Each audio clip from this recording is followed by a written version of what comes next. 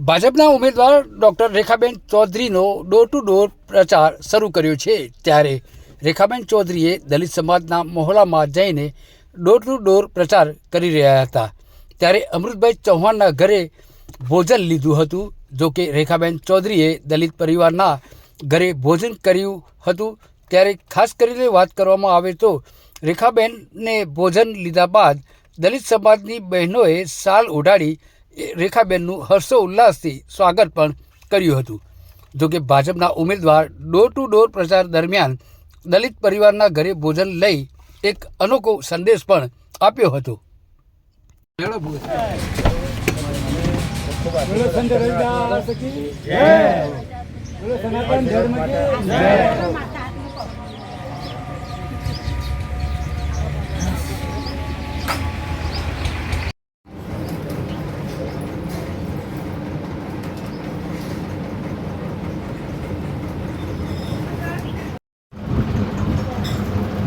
જીતુભાઈ પાછળ બસ ભાઈ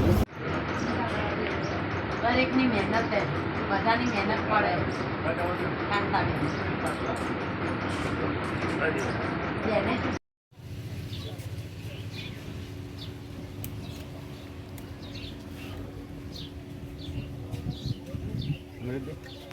જેને ખૂબ મોટી બનાવી દીધી છે દરેક નાગરિકે આજે આ જિલ્લાના દરેક નાગરિકે સમજવું જોઈએ કે આપણા